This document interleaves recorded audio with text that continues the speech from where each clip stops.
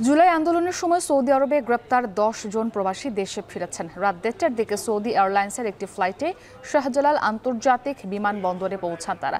গত বছরের 5 আগস্ট ছাত্র জনতার আন্দোলনে শেখ হাসিনা ক্ষমতাচ্যুত হলে সেদিন সৌদি আরবে অবস্থানরত ওই বাংলাদেশিরা জামায়াতে অংশ নেন এবং প্রীতি ভোজের আয়োজন করেন। সেখান থেকে 12 জনকে আটক করে সৌদি কর্তৃপক্ষ। এরপর 8 মাস জেল খাটা শেষে তারা মুক্তি পান এবং 10 জন দেশে ফেরেন। আর কাগজপত্রের জটিলতা থাকায় 2 জন পরে ফিরবেন।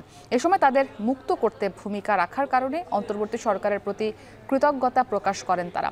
তবে আর্থিক সহযোগিতার দাবি করেন প্রবাসীরা।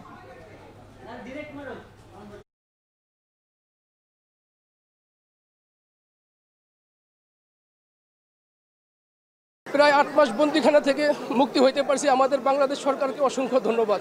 এমবাসি আমাদের 8 মাসে তাদেরকে যতবারই তলব করেছে তাদের কাছে আমরা কোনো সহযোগিতা পাই নাই। আমাদের মতো বহু প্রবাসী আটকা আছে। বন্দি করার পরে আমরা এমবাসির মাধ্যমে যোগাযোগ করছি, যতবারই যোগাযোগ করছি রিয়াদ এবং আলগাসিম শাখার মধ্যে যোগাযোগ করলে ওরা বলছে তোমাদেরকে পাঠিয়ে দেবে, কিন্তু এমন একদিন দেখি নাই আমাদেরকে দেখার জন্য এমবাসির একটা লোক 8 মাসে দেখা করার জন্য।